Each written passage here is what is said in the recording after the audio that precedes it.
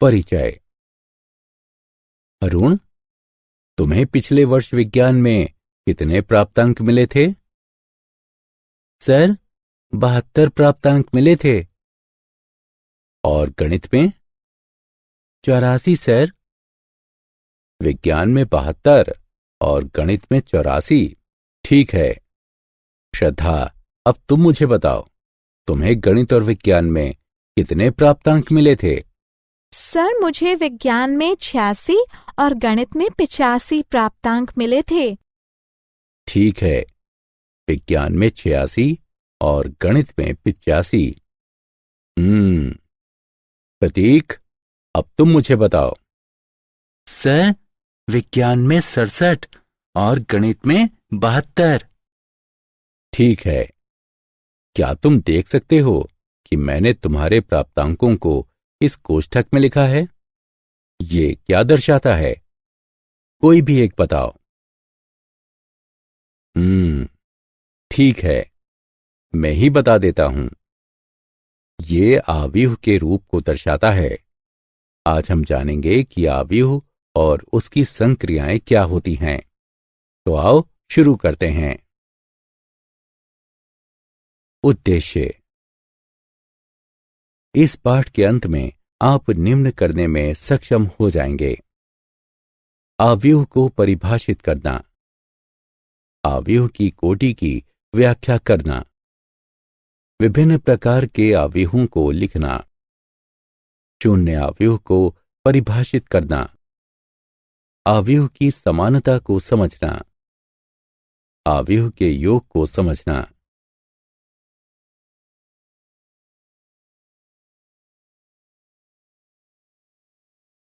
आव्यूह की परिभाषा।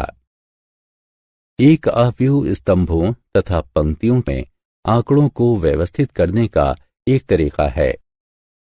एक आव्यूह को कोष्ठकों के भीतर लिखा जाता है। एक आव्यूह के प्रत्येक पद को एक प्रविष्टि कहा जाता है। इस आव्यूह की तरफ देखिए। इसमें 2 पंक्तियां तथा 3 स्तंभ हैं। निम्न आव्यूह की प्रविष्टियां हैं 2 घटा 5, 10 घटा 4, 19 और 4।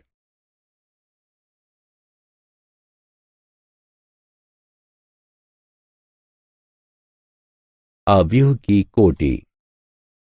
एक आव्यूह की कोटि एक दिए आव्यूह की पंक्तियों और स्तंभों की संख्या को दर्शाती है। संकेत से एक आव्यूह की कोटि पंक्तियों की संख्याओं गुणा स्तंभों की संख्याओं के द्वारा दी जाती है। यहां आप चिन्हांकित पंक्तियों तथा स्तंभों सहित उसी आव्यूह के 2 चित्रों को देख सकते हैं। इस आव्यूह की कोटि 2 गुणा 3 है, अर्थात 2 पंक्तियां गुणा 3 स्तंभ।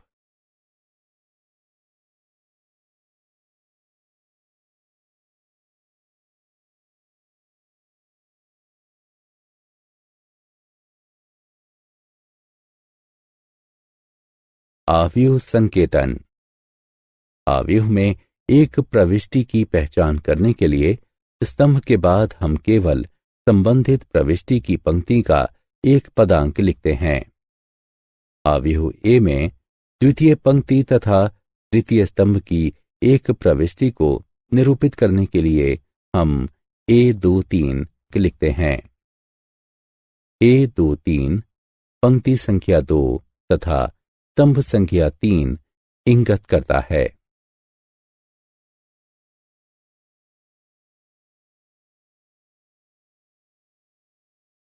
स्तंभ और पंक्ति आव्यूह।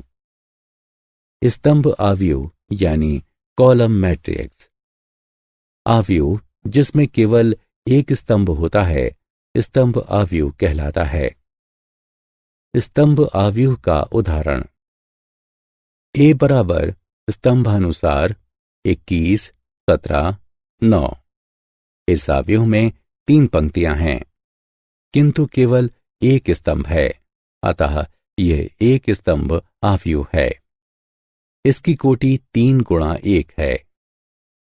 पंक्ति आव्यूह यानी रो मैट्रिक्स। एक आव्यूह को पंक्ति आव्यूह कहा जाता है यदि उसमें केवल एक पंक्ति हो। उदाहरणार्थ, पंक्ति अनुसार 3, 5, 1 एक पंक्ति आव्यूह है क्योंकि इसमें केवल एक पंक्ति है। वर्ग आव्यूह तथा विकर्ण आव्यूह। वर्ग आव्यूह।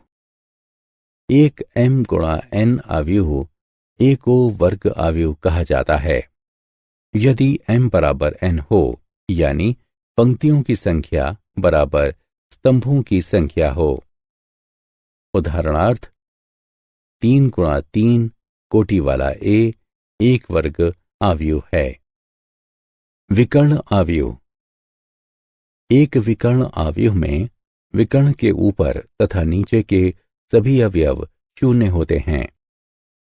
उदाहरणार्थ, b एक विकर्ण आव्यूह है।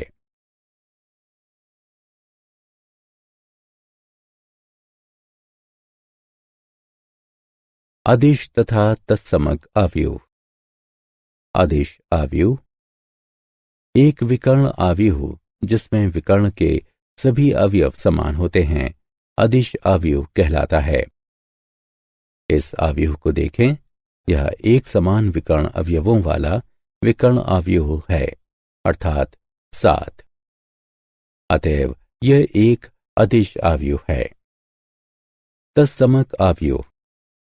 एक वर्ग आव्यूह जिसके विकर्ण के सभी प्रमुख अवयव एक होते हैं तथा शेष अन्य सभी अवयव शून्य होते हैं, तत्समक आव्यूह कहलाता है। तत्समक आव्यूह को इकाई आव्यूह अथवा प्रारंभिक आव्यूह भी कहा जाता है। तत्समक आव्यूह को शब्द in गुणा n से निरूपित किया जाता है, जहां n गुणा n आव्यूह की कोटि को दर्शाता है।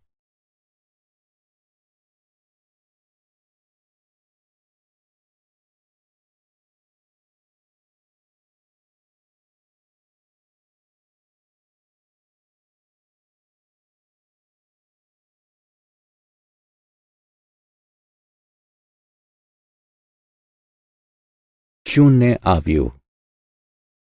एक शून्य आव्यूह अथवा रिक्त आव्यूह वो है जिसमें सभी अवयव शून्य होते हैं। यहां पर एक 3 गुणा 3 शून्य आव्यूह है। शून्य आव्यूह के 3 और उदाहरण इस प्रकार हैं।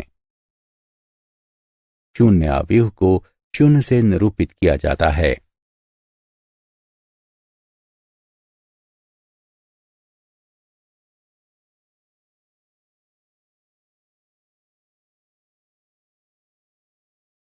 आव्यूह की समानता। दो आव्यूह एक समान होते हैं यदि उनकी कोटि समान हो तथा संगत अवयव समान हो। दूसरे शब्दों में कहते हैं कि a n गुणा m बराबर a i j तथा b p गुणा q बराबर b i j, तब a बराबर b है। यदि और केवल यदि n बराबर p, m बराबर q तथा परिसर में सभी i और j के लिए a i j बराबर b i j हों।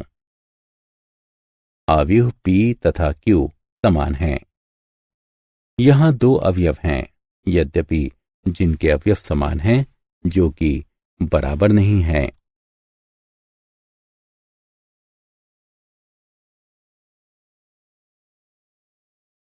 समान आव्यूह के उदाहरण। दिया गया है कि निम्नलिखित आव्यूह समान हैं। x, y तथा z का मान ज्ञात कीजिए। दो आव्यूहों के लिए उनका परिमाण तथा आकार समान होना चाहिए तथा उन्हीं स्थानों पर वही मान होने चाहिए। यह हम कह सकते हैं a1 1 b1 1 के बराबर होना चाहिए, a1 2 b1 2 के बराबर होना चाहिए तथा इसी प्रकार आगे भी। अतएव संगत अवयवों को बराबर करके हम निम्न चरों को हल कर सकते हैं। x जमा 3 बराबर 6, x बराबर 3, y बराबर घटा 1, z घटा 3 बराबर 4, z बराबर 7।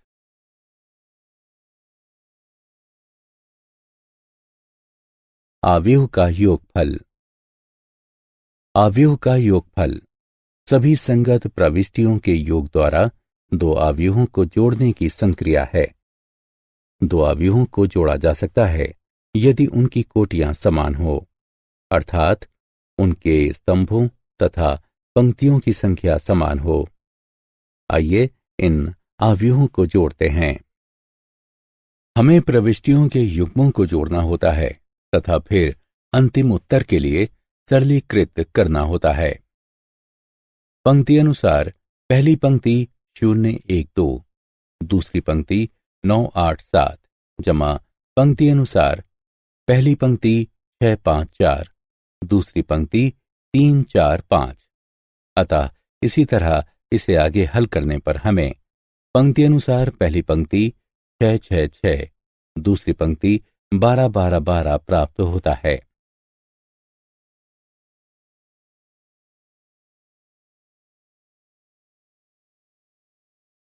क्या आप जानते हैं, यदि a तथा b समान कोटि के नहीं हों तब a जमा b परिभाषित नहीं है।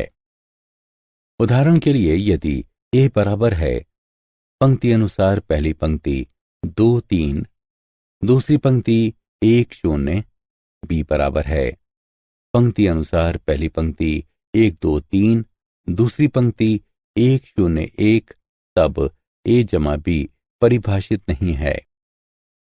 आव्यूह का योगफल समान कोटि वाले आव्यूहों के समुच्चय में बाइनरी यानी द्विआधारी संक्रिया का एक उदाहरण है। सारांश। आइए हमने जो कुछ सीखा है उसे संक्षेप में दोहराएं। एक आव्यूह फलनों या संख्याओं की एक क्रमित आयताकार सारणी है। एक आव्यूह जिसमें m पंक्तियां तथा n स्तंभ होते हैं m गुणा n कोटि का आव्यूह कहलाता है। aij m गुणा एक स्तंभ आव्यूह है। aij 1 गुणा n एक पंक्ति आव्यूह है। एक m गुणा n आव्यूह एक वर्ग आव्यूह है यदि m बराबर n हो। a बराबर aij m गुणा m एक विकर्ण आव्यूह है यदि aij 0 हो, अगर i बराबर ना हो j के। a बराबर aij n गुणा n एक अदिश आव्यूह है यदि aij बराबर 0 हो, अगर i बराबर ना हो j के। aij बराबर k हो, k एक अचर राशि है अगर i बराबर j हो।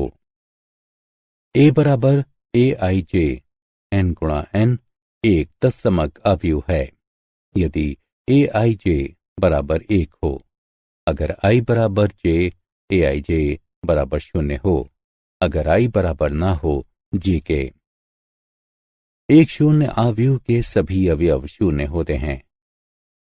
a बराबर aij बराबर bij बराबर b है यदि a तथा b समान कोटि के हों और i तथा j के सभी संभव मानों के लिए aij बराबर bij हो।